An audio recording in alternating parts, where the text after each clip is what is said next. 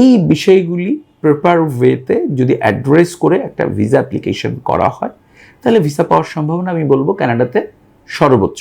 সুপ্রিয় শিক্ষার্থী বন্ধুরা, আসসালামু আলাইকুম। আশা করি আপনারা সকলে ভালো আছেন। আজকে আমরা আসলে কানাডাতে ভিসা রেশিও কিভাবে বাড়ানো যায় সেই বিষয়গুলো নিয়ে আপনাদের সামনে আমরা আলোচনা করব। আমরা সকলেই জানি যে কানাডাতে ভিসা রেশিও কোন কোন বিষয়ের উপর ডিপেন্ড করে। এটা সবাই যে কমন ব্যাপারগুলো জানি সেগুলো হচ্ছে একটা স্ট্রং একাডেমিক প্রোফাইল কানাডার ভিসা রেশিওতে সিগনিফিক্যান্ট রোল প্লে করতে পারে। সেকেন্ডলি, একটা স্ট্রং স্পন্সর কানাডার ভিসা অ্যাপ্লিকেশনে একটা সিগনিফিক্যান্ট রোল প্লে করতে পারে।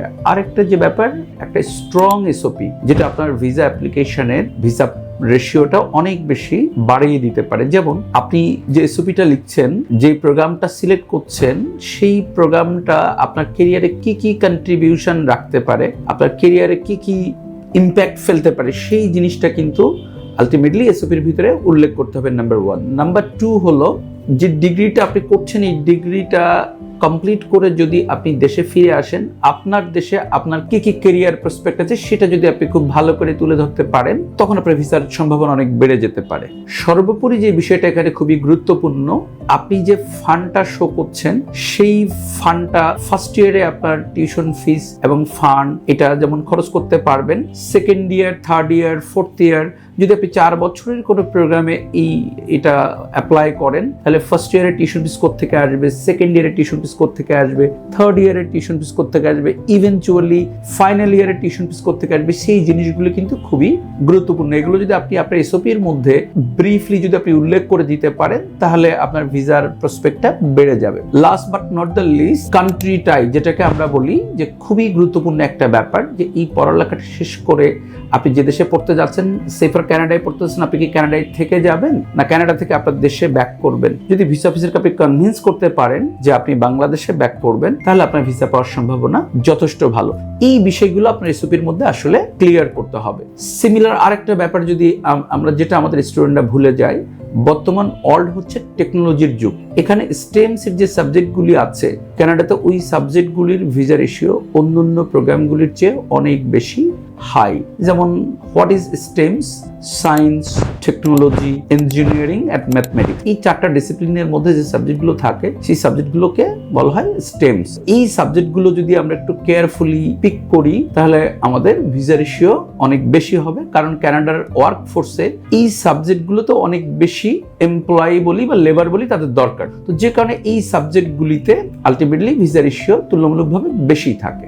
আরেকটা জিনিস খুবই গুরুত্বপূর্ণ রোল প্লে করে, আসলে আপনি কোন ইউনিভার্সিটিতে পড়তে যাচ্ছেন, সেটা কি একটি পাবলিক ইউনিভার্সিটি অর সেটা একটা প্রাইভেট ইউনিভার্সিটি, সেই ইউনিভার্সিটির রেপুটেশন কেমন আছে, সেই ইউনিভার্সিটির গ্লোবাল র্যাঙ্কিং কেমন, এই জিনিসগুলো কিন্তু আপনি যদি আপনার এসওপির মধ্যে মেনশন করতে পারেন এবং এই জিনিসগুলো আপনি মাথায় নিয়ে যদি একটা ইউনিভার্সিটি সিলেকশন করেন, যেটা আপনার ভিসা অ্যাপ্লিকেশনের সাকসেসফুল হওয়ার চান্সেস অনেক বাড়িয়ে দিবে।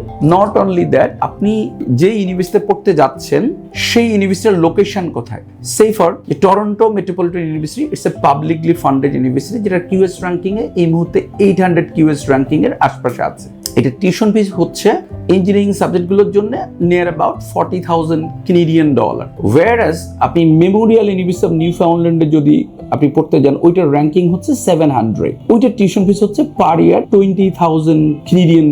এখন এই লোকেশনের কারণে কিন্তু টিউশন ফিসটাও বেড়ে গিয়েছে। দেখেন, এই দুটো ইউনিভার্সিটি যদি একজন স্টুডেন্ট পড়তে যায়, সেফার টরন্টো মেট্রোপলিটন ইউনিভার্সিটিতে একজন স্টুডেন্ট যদি পড়তে যায়, সেফার আমরা ধরে নিলাম একটি সেমিস্টারে টিউশন ফিস পে করেছে। বাট ওয়ারাস যে স্টুডেন্টটা মেমোরিয়াল ইউনিভার্সিটি অফ নিউ ফাউন্ডল্যান্ডে পড়তে যাচ্ছে, সে হয়তো দেখা গেল 1 বছরের ফুল টিউশন ফিস পেমেন্ট করে দিয়েছে। যে 1 বছরের ফুল টিউশন ফিস পেমেন্ট করেছে, তার ভিসা পাওয়ার সম্ভাবনা অনেক বেশি বেড়ে যাবে। ইন্টারেস্টিং একটা তথ্য আমি আপনাদের সাথে শেয়ার করতে চাই। ভেরি রিসেন্ট টাইমে আইআরসিসি একটি আপডেট দিয়েছে, যদি তুমি মাল্টিপল ইয়ারের কোনো প্রোগ্রামে অ্যাপ্লাই করো, তাহলে তুমি যদি 1 বছরের ফুল টিউশন ফিস পেমেন্ট করে দাও, তাহলে তোমার এটা একটা ফিস পেমেন্টের বা তোমার সোর্স অফ ফান্ডিং এর ব্যাপারটা অনেকটা ফ্লেক্সিবল হয়ে যায়। সো এই বিষয়টাও কম বেশি গুরুত্বপূর্ণ। ভিসা পাওয়ার ক্ষেত্রে এই বিষয়গুলো যদি আসলে আপনারা মাথায় রেখে একটা ইউনিভার্সিটি সিলেকশন করেন, একটা প্রোগ্রাম সিলেকশন করেন, একটা লোকেশন সিলেকশন করেন এবং আপনাদের একটা প্রপার ক্যারিয়ার প্ল্যান করে যদি আপনারা কানাডাতে পড়ালেখার ব্যাপারে সিদ্ধান্ত নেন,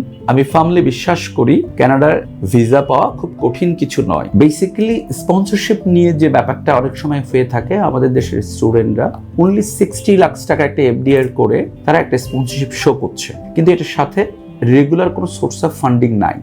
অনেক ক্ষেত্রে আমরা সোর্স অফ ফান্ডিং হিসেবে দেখাতে চাই যে আমি একটা ল্যান্ড সেল করেছি, একটা প্রপার্টি সেল করেছি বা একটা অ্যাসেট সেল করেছি, সেই অ্যাসেটের উপর সেই টাকাটাই আমি আমার স্পন্সরশিপে দেখাচ্ছি। অথবা কোনো ক্ষেত্রে কোনো স্টুডেন্টের প্যারেন্টস যখন রিটায়ারমেন্ট বেনিফিট পেয়ে থাকেন, সেই রিটায়ারমেন্ট বেনিফিটকে আমরা স্পন্সর হিসেবে দেখিয়ে থাকি।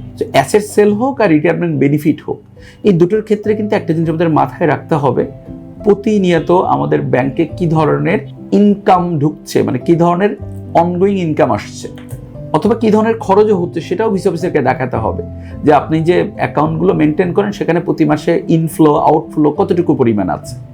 এখন যদি শুধু একটা এফডিআর হয় বা শুধু একটা রিটায়ারমেন্ট বেনিফিটকে আপনি স্পন্সর হিসেবে দেখান, তাহলে ভিসা অফিসারের প্রশ্ন আসতে পারে যে তার বাবা মা সারা জীবন ধরে যে সঞ্চয়টা করেছে তাদের ওল্ড এজে এই টাকা দিয়ে তারা চলার জন্য, সেই টাকাটা যদি তাদের বাচ্চার এডুকেশন পারপাজে দিয়ে দেয় তাহলে তারা কিভাবে চলবে। তার মানে এই ক্ষেত্রে যদি রেগুলার কোনো ইনকাম সোর্স এটার পাশাপাশি না থাকে, সেটা প্রপার্টি রেন্ট হতে পারে, লিজ থেকে আসতে পারে, সেটা আদার্স কোনো প্রফেশন থেকে আসতে পারে, এই জিনিসগুলো যদি রেগুলার বেসিসে ব্যাংকে হিট না করে এই অ্যাকাউন্টগুলি, তাহলে কিন্তু ভিসা অফিসার মনে করবে যে আসলে তাদের প্রপার সোর্স অফ ফান্ডিং নেই, এটা কোনোভাবে দেখানো হচ্ছে, কিন্তু এই টাকাগুলো ওই বাচ্চার পিছনে বা ওই স্টুডেন্টের পিছনে এই টাকাটা আসলে খরচ করা হবে না। সো এই বিষয়গুলি প্রপার ওয়েতে যদি অ্যাড্রেস করে একটা ভিসা অ্যাপ্লিকেশন করা হয়, তাহলে ভিসা পাওয়ার সম্ভাবনা আমি বলবো কানাডাতে সর্বোচ্চ। কানাডা আসলে এই মুহূর্তে তারা কোয়ালিটি স্টুডেন্ট রিক্রুট করছে, those who have proper academic background, decent English proficiency, sufficient financial evidence or financial document, truly they are getting visa without any botheration. But অনেক ক্ষেত্রে আমরা এজেন্সিরা বলি যে কানাডা এই মুহূর্তে ভিসা দেয় না বা কানাডায় ভিসা হচ্ছে না। আসলে কি কারণে হচ্ছে না সেই জিনিসগুলো যদি আমরা প্রপারলি অ্যাড্রেস করতে পারি, আমি ফার্মলি বিলিভ করি কানাডাতে ভিসা পাওয়া very much possible for the Bangladeshi student, specially those who are genuine student. এটার পাশাপাশি আমি বলবো আপনি শুধু আপনার প্রোফাইলটা কানাডার জন্য ম্যাচ করে কিনা সেটাও কিন্তু আপনাকে দেখতে হবে অ্যাপ্লিকেশন করার আগে। কানাডা কোন ধরনের অ্যাপ্লিকেশন অ্যাকসেপ্ট করে, কানাডার মিনিমাম এন্ট্রি রিকোয়ারমেন্ট কি আছে, কানাডার ইয়ারলি টিউশন ফিস কেমন হতে পারে।